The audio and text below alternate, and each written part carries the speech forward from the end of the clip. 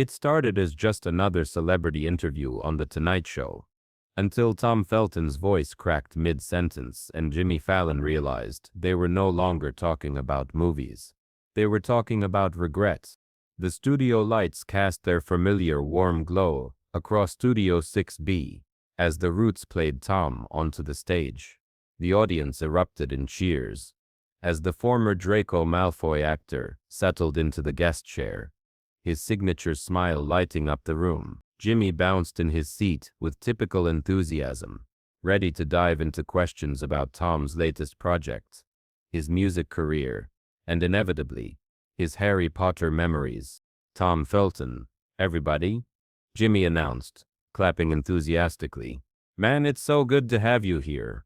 You know, I was just telling my kids about you coming on the show, and they went absolutely crazy. They're huge Harry Potter fans." Tom laughed, that easy British charm that had made him a fan favorite for over 2 decades. "That's brilliant. Always nice to meet fellow Potterheads." The interview started normally. They talked about Tom's latest film, his guitar playing, and his unexpected friendship with fans on social media. Jimmy was in his element, cracking jokes about Draco's hair evolution and doing his spot-on impression of Snape. The audience was loving it. Tom was relaxed, and everything was going perfectly. Then Jimmy asked the question that changed everything. "You know, one thing I've always wondered," Jimmy said, leaning forward with genuine curiosity, "is what it was like growing up with those guys. I mean, you spent a decade with Daniel, Emma, and Rupert. That's like having the most famous siblings in the world." Tom's smile faltered for just a moment. Something flickered across his eyes, a shadow that the cameras caught, but the audience didn't quite understand yet. "Yeah, it was incredible," Tom said, but his voice had changed. The lightness was gone, replaced by something heavier. "They became family, really. All of us did." Jimmy nodded enthusiastically. "I bet you guys still text all the time, right? Like, hey, remember when we were wizards?" That's when it happened. Tom's face completely changed. The practiced celebrity smile disappeared, and suddenly he looked younger, vulnerable, like the boy who had first walked onto that Hogwarts set 23 years ago. "Actually," Tom said quietly, his voice barely audible over the studio's hum, "there's something I've never told anyone about that." The studio fell silent. Even the Roots stopped their casual noodling. Jimmy's expression shifted from entertainer to concerned friend, the way it always did when he sensed someone needed to be heard rather than interviewed. "What do you mean?" Jimmy asked gently, his voice stripped of all performance. Tom stared at his hands for a long moment. When he looked up, his eyes were glassy with unshed tears. "I wrote Daniel a letter," he whispered, "right after we wrapped the last film, but I never sent it." The confession hung in the air like a spell. Jimmy leaned forward instinctively, drawn into Tom's orbit of pain. "Why didn't you send it?" "Because," Tom's voice cracked, "I was apologizing for something I thought he'd never forgive me for." Jimmy waited. The cameras kept rolling, but this wasn't television anymore. This was a human being carrying something too heavy for too long. Tom took a shaky breath. "You have to understand, playing Draco, it's changed me. Not just as an actor, but as a person. For 10 years I was the villain in his story, and somewhere along the way, I started believing I really was." The audience was completely silent now. You could hear the air conditioning humming. "I was horrible to him sometimes," Tom continued, his voice growing stronger with confession. "Not just in character, in real life. I'd make jokes that went too far. I'd exclude him from things. I convinced myself it was just method acting, staying in character. But the truth is, I was jealous." Jimmy's expression had transformed completely. This wasn't the Tonight Show host anymore. This was just Jimmy, the father, the friend, the human being, who understood what it meant to carry guilt. "Jealous of what?" Jimmy asked softly. "Everything." The word came out like a sob. He was the chosen one, you know. On screen and off. Everyone loved Harry Potter. Everyone loved Daniel. And I was just the bad guy. The one parents told their kids not to be like. Do you know what it's like to be 9 years old and have adults look at you with suspicion because you play a character so well? Tom wiped his eyes with the back of his hand, completely forgetting he was on national television. I took it out on Daniel. Sweet, kind, talented Daniel, who never did anything but try to be my friend. And I pushed him away because I thought if I couldn't be the hero, at least I could be really good at being the villain. Jimmy stood up then, abandoning his desk completely. He walked over to Tom's chair and without hesitation, pulled him into a hug. Not a camera-friendly embrace, but a real hug, the kind that says you're not alone in this. The audience watched in stunned silence as their usually energetic host became something else entirely. A lifeline for someone drowning in decade-old regret. Tom, Jimmy said, his voice thick with emotion. Do you still have that letter? Tom nodded against Jimmy's shoulder. I carry it everywhere. It's pathetic. I know. Jimmy pulled back, his hand still on Tom's shoulders. No, it's not pathetic. It's human. Can I ask you something? Anything. What does the letter say? Tom's breath hitched. It says I'm sorry for being a coward.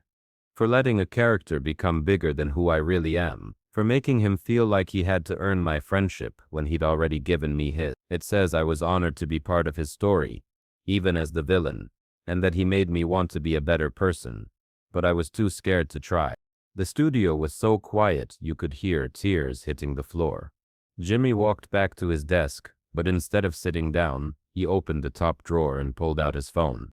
Tom, he said, his voice carrying a gravity that transcended entertainment, I want to ask you something, and I need you to trust me, okay? Tom nodded, tears streaming down his face. Do you still want Daniel to read that letter? More than anything, Tom whispered. But it's been 13 years. He probably doesn't even think about me anymore. Jimmy held up his phone. Well, there's only one way to find out. The audience gasped, audibly. This wasn't scripted. This wasn't planned. This was Jimmy Fallon going completely off book because he understood that some moments are bigger than television. I'm going to call Daniel right now, Jimmy announced. Live, on air. And you're going to read him that letter. Tom's eyes widened in panic. Jimmy, no, I can't. What if he forgives you? What if he tells you he's been waiting 13 years for you to reach out? What if he says he's missed his friend? Jimmy was already dialing. The number went through. Ring. Ring. Tom looked like he might pass out. Ring. Hello, came a familiar British accent through the phone speaker. The studio erupted. Daniel Radcliffe's voice, live from London, filled studios. Daniel, Jimmy said, grinning despite the emotional intensity of the moment. It's Jimmy Fallon. I'm here with Tom Felton, and we need your help with something. Tom?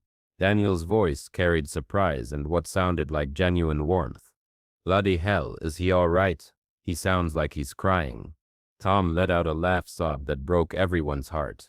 I'm here, mate, Tom managed to say. Tom. God, it's been too long. What's wrong? Jimmy looked at Tom and nodded encouragingly. Daniel, Tom has something he wrote for you 13 years ago, and he needs to read it to you, right now, on live television. Are you okay with that?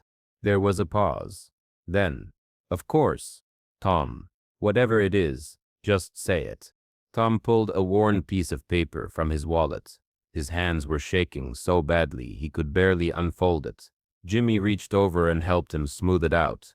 Daniel, Tom began, his voice barely a whisper.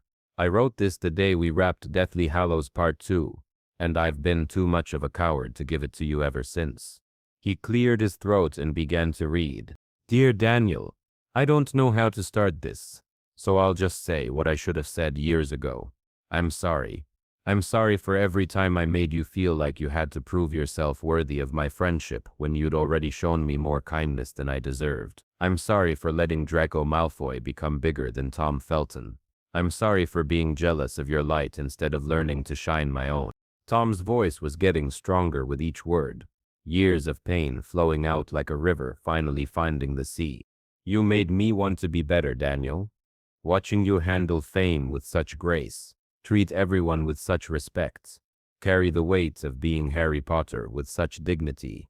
You showed me what a real hero looks like, and I spent years resenting you for it instead of learning from it.